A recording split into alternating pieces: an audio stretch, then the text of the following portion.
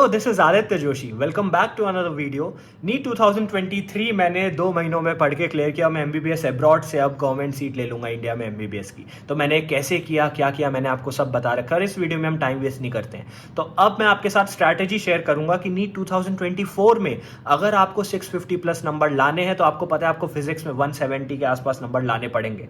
Physics में जितने ज़्यादा नंबर लाएंगे उतना अच्छा रहेगा। बच्चों की फटती है फिजिक्स से, मेरी फटती थी। तो चलो इस वीडियो में देखते हैं कि फिजिक्स में कैसे आप इतने नंबर ला सकते हो। तो सबसे पहली बात ये बता दूं, मैंने फिजिक्स में 150 प्लस नंबर लाया और मैंने सब कुछ नहीं पढ़ा था। तो आपको सब कुछ नहीं पढ़ना है। तो व्हाट आई कवर्ड, मैंने क्या क्या कवर किया, एनसीईआरटी क्वेश्चंस कवर किए थे और अपनी खुद की एक लिस्ट बनाई थी टॉपिक्स की जिनको मैंने कवर किया। ये दो मेरी सबसे प्रायोरिटी वाली चीजें थी। मेरी खुद की लिस्ट से ही सारे टॉपिक्स में से क्वेश्चन आए थे। तो मैं बहुत प्राउडली कहता हूं कि मेरी लिस्ट को फॉलो करो। एंड सेकंड चीज, जो एनसीईआरटी के अंदर के क्वेश्चंस मैंने किए थे वो एज इट इज आ गए थे, क्योंकि ये पास्ट ईयर के ट्रेंड्स को एनालाइज करके मैंने देखा था कि भाई वो सीधा क्वेश्चन उठाते हैं। तो ये दो मेरी सबसे क्या कहे प्रीमियम अप्रोचेस थी, नंबर 1 अप्रोचेस थी, जिससे मेरे नंबर बढ़े। इसके बाद मैंने पीवाईक्यू किया, उनका एनालिसिस किया। जेई मेंस के पीवाईक्यू लगाए। इस साल जो जेई की शिफ्ट हुई थी जनवरी की, उसके भी क्वेश्चंस लगाए। वहां से भी 1-2 क्वेश्चन उठाए थे उन्होंने। क्वेश्चन प्रैक्टिस करी, मॉक टेस्ट लगाए। इनसे क्या हुआ, एनालिसिस अच्छे से हुआ कि कैसे क्वेश्चन आएंगे, कहाँ से क्वेश्चन आएंगे। एंड लास्ट मैंने यूट्यूब वीडियोस भी देखी, क्योंकि let's face it, YouTube videos ही बच्चों का सहारा होती है एंड में। तो वहाँ से बहुत सीखा मैंने। अब देखते हैं 170 प्लस आपको कैसे पहुंचना है। तो पहला आपका बेंचमार्क रहेगा कि 150 से ज़्यादा स्कोर करो। जब आप 150 से प्लस स्कोर कर लोगे तो उसके बाद आप 170 की जंप लगाना। तो 150 तक के लिए मेरी लिस्ट सफिशिएंट है, ये मैं आपको बोल रहा हूँ। देखो, अगर आप A to Z सब हर जगह से उठा के करने लगोगे तो नहीं हो पाएगा। बहुत सारे लोग कहते हैं चैप्टर्स करो, चैप्टर्स के नाम बताते हैं, ये इंपॉर्टेंट चैप्टर्स है, ऐसा है। मैं कह रहा हूँ चैप्टर्स नहीं यार, टॉपिक्स लेके चलो, ये इंपॉर्टेंट टॉपिक्स हैं। तो ये लिस्ट जो तुम्हें दिख रही है, इसको पॉज करो, स्क्रीनशॉट लो और इन टॉपिक्स को सबसे पहले कवर करो।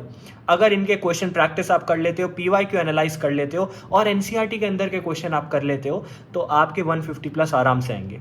सेकेंड चीज है 150 से 170 की जंप कैसे लगानी है। तो अब आता है पीवाईक्यू एंड जेई मेंस के क्वेश्चंस रोल प्ले में। अब आप 150 तक पहुंच चुके हो, मतलब आप 99% चीजें जानते हो। इससे आगे की चीज सिर्फ पॉलिश करके आएंगी, क्वेश्चंस के वेरिएशन आएंगे। तो यहाँ पे जेई वगैरह के कॉन्सेप्ट अंदर आ जाते हैं। अब जेई के क्वेश्चन सारे उठा के पेलने नहीं लगने। क्वेश्चन देखो, बहुत सारे यूट्यूब में चैनल्स हैं जो उनको सॉल्व करके दिखाते हैं, आपको स्पीड सॉल्विंग होती है। तो आप वो देखो, आपको पता चल जाएगा अप्रोच कैसे करनी है, प्रोसेस क्या रखना है। तो आपको इससे काफ़ी हेल्प हो जाएगी। अब आते हैं 150 जो बल्क है हमारा। 150 तक का टारगेट क्या होना चाहिए फिजिक्स में सब कुछ कवर करने के लिए। तो सबसे पहले तो मेरे टॉपिक्स होने चाहिए जो मैंने आपको लिस्ट दिए। अब उस टॉपिक से आप थ्योरी भी रिवाइज करोगे और क्वेश्चंस भी रिवाइज करोगे, पीवाईक्यू प्रेफरेबली। पर आपका मेजर अगर आपको देखना है कि मुझे थ्योरी बिल्कुल नहीं आती भैया, फॉर्मूला वगैरह कौन से रटे, कहाँ से रटे, तो इन टॉपिक्स के फॉर्मूला एंड थ्योरी सबसे पहले करो। इसके लिए मैं प्रीफर करूंगा यूट्यूब की 1 शॉट वीडियोस। यूट्यूब खोलो, 1 शॉट वीडियो खोलो, ये टॉपिक डालो, आराम से 3 से 4 मिनट में वो आदमी सब कुछ समझा देगा आपको। फिर करने आपको पीवाईक्यूज मिनिमम 10 साल के आपको करने हैं। बहुत सारे लोग 32 ईयर्स 33 ईयर्स के करते हैं। अगर आप नहीं कर पा रहे हो, बुक्स परचेज नहीं कर पा रहे हो, तो 10 ईयर्स के मिनिमम करो। टेलीग्राम में मिल जाएंगे, यूट्यूब चैनल्स में मिल जाएंगे। फिर आपको करना है एनसीईआरटी में आपका इन टेक्स्ट एंड सॉल्व्ड क्वेश्चंस बहुत इंपॉर्टेंट होने वाले हैं। अब आप देखोगे एक एनसीईआरटी के चैप्टर में ऑन एन एवरेज शायद 10-12 ही क्वेश्चन हैं। उनको कर लो यार, क्योंकि वो एज इट इज उठाएंगे। मैं अपने एक्सपीरियंस से बता रहा हूँ, वो वैल्यू भी चेंज नहीं करेंगे, एज इट इज क्वेश्चन उठा के पेल देंगे नीट में। तो बहुत ईजी हो जाएगा आपके लिए स्कोर करना, अगर आपने वो high value and high weightage question कर रखे होंगे। अब अगर हम लास्ट ईयर का एनालिसिस देखें तो यहाँ आपको अच्छे से दिख जाएगा मैंने क्या किया था। मैंने बोला था ना, analysis should be your number 1 की। एनालिसिस आपको बताएगा कि भाई ट्रेंड कैसा चला आ रहा है, तभी तो आप उसके हिसाब से प्लान करोगे। तो यहाँ पे आपको साफ दिख रहा है 2022 एंड 2023 में NCERT based topics and questions में जंप लगी है। इस पाई चार्ट को ढंग से देखो, क्योंकि इसके बाद तुम्हें समझ आएगा कि अच्छा मेरी अप्रोच कैसे होनी चाहिए। अब आते हैं हम, मेरी अप्रोच क्या है, आइडियल अप्रोच। ये तुम कहीं भी अपना सकते हो, किसी भी टॉपिक, किसी भी सब्जेक्ट। आई नो इस वीडियो में हम फिजिक्स की बात कर रहे हैं, लेकिन अगर तुम्हें केमिस्ट्री बायो करना है तब भी आप तुम ये चीज़ें यूज़ करना। इसको कहते हैं सैंडविच अप्रोच। ये मैंने अपने लिए खुद ईजाद करी थी जब मैं एम्स के लिए प्रिपेयर कर रहा था। मैंने क्या किया, सबसे पहले आप पढ़ो फॉर्मूला, ठीक है, फिजिक्स केमिस्ट्री के फॉर्मूला रटो, थ्योरी करो। उसके बाद आप पीवाईक्यू करो, ताकि आपको पता चल जाए कि हाँ भाई इस टॉपिक से ऐसे टाइप के क्वेश्चन वो बनाते हैं। PYQs को ही यूजुअली लोग नीट और जेई जैसे एग्जाम्स में थोड़ा मोड़ तोड़ के दे देते हैं। उसके बाद आप अगेन थ्योरी करो और इस बार पूरी थ्योरी रिवाइज करना। इसके लिए आप यूट्यूब की वन शॉट वीडियोस को देख सकते हो। उसके बाद अगेन क्वेश्चन करो और इस बार PYQs तो आपने पहले कर लिए, तो अब आप क्या करोगे, जितना ज़्यादा क्वेश्चन उठाने को मिल सके, जहां से मिल सके लगाओ। मॉक टेस्ट मिल रहे हैं आपको, full syllabus, partial syllabus test मिल रहे हैं, या फिर आपको MTG की किताब है जिसके पीछे 100 क्वेश्चंस होते हैं, जहां से क्वेश्चन मिले उठा के लगाने लग जाओ। फिर अगेन थ्योरी करो। अब इस थ्योरी में आप रिवीजन करोगे अपने नोट से, अपने खुद के हैंड रिटन नोट से, या जो टीचर ने नोट्स बना के दिए उससे करोगे। एंड लास्ट में आप लगाओगे मॉक टेस्ट। अब मॉक टेस्ट आपको बता देगा कि भाई तुमने क्वेश्चन प्रैक्टिस करी, तुमने थ्योरी करी, लेकिन तुम्हें याद कितना हुआ, रिट्रीव कितना हो पा रहे हो, मॉक टेस्ट बताएंगे। एक और अच्छा चीज़ होती है कि मॉक टेस्ट करने के बाद ना तुम्हें पता चल जाता है कि यार ठीक है मुझे याद है, लेकिन क्या स्ट्रेसफुल एनवायरनमेंट में जब वो घड़ी टिक टिक करेगी सर पे, तब मैं रिकॉल कर पा रहा हूँ कि नहीं। तो इसे कहते हैं sandwich approach. Theory question practice, theory question practice, theory question practice, alternate चलो। अब अगर कोई स्टार्टिंग से स्क्रैच से स्टार्ट कर रहा है तो उसको क्या करना है कि भैया मैं ड्रॉपर भी नहीं हूँ, मुझे नीट 2024 का एम करना है, या फिर मैं ड्रॉपर हूँ, मैंने अपना 100% नहीं दिया और मान के चलो मुझे 0 से स्टार्ट करना है, तो मैं क्या करूँगा। तो मैं चाहूँगा सबसे पहले आप बल्क ऑफ सिलेबस पे फोकस करो।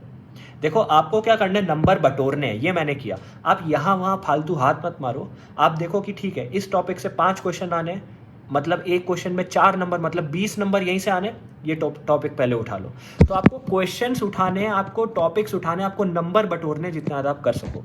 तो बल्क ऑफ सिलेबस से मेरा मतलब वो है कि high weightage, high value questions, high value topics आपको करने हैं।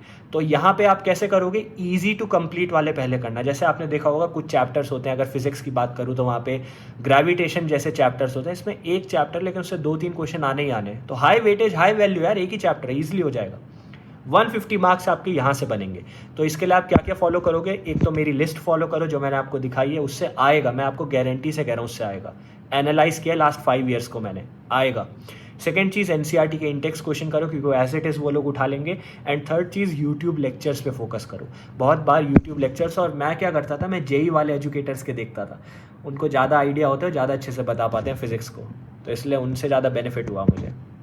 और स्पीड सॉल्विंग कराते हैं ना, तो फास्ट शॉर्ट फॉर्म भी बता देते हैं कि शॉर्टकट कैसे करना है, क्या करना है, तो वो अच्छा लगा था मुझे।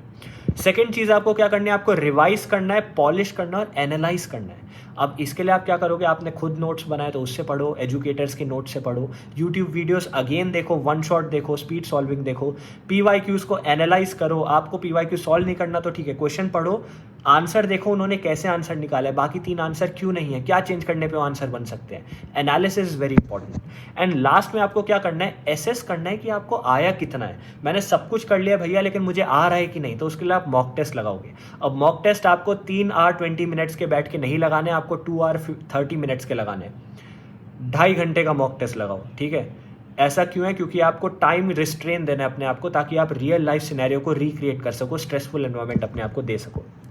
अब चैप्टर पूरे मत पढ़ना, टॉपिक्स ही पढ़ना फॉर 150 के लिए, बल्क के लिए जो मैंने आपको टॉपिक दिए उनको पढ़ो, चाहे वो मेरे तरीकों से पढ़ लो या फिर यूट्यूब से पढ़ो, कहीं से भी पढ़ो, लेकिन पहले उन पे फोकस रखना। तो ये रहेगी हमारी अप्रोच। अब मैं हमेशा से वीडियोस में बोलता हूँ कि आपको मेरे से बेटर करना है। अगर मैं 2 महीने में कर सकता हूँ, तुम्हारे पास पूरा साल है। अब चाहे तुम 10 मंथ्स की अप्रोच लेके चलो या 3 मंथ्स की अप्रोच लेके चलो, आपको रिपीटिशन लेना है, बार बार चीज़ें सॉल्व करनी है। जब आप बार बार कुछ करते हो ना तो कॉन्फिडेंस आता है, कॉन्फिडेंस आता है तो पेपर में परफॉर्मेंस अच्छी आती है। तो आप ये चीज़ करो। वैसे मैंने स्ट्रैटेजी बनाई है 10 मंथ्स की, 3 मंथ्स की, वो नीचे आपको मिल जाएगी। यू कुड कंसल्ट दैट, पर आप वही करना जो आपके लिए सूटेबल हो, ठीक है। किसी भी एजुकेटर की इंक्लूडिंग मी, मेरी स्ट्रैटेजी एज इट इज़ मत उठा के पेल देना, पहले देखना तुम्हारे लिए वो अच्छी है कि नहीं है, तुम्हें वही करना है जो तुम्हारे लिए वर्क करे। I hope this video help. Thank you.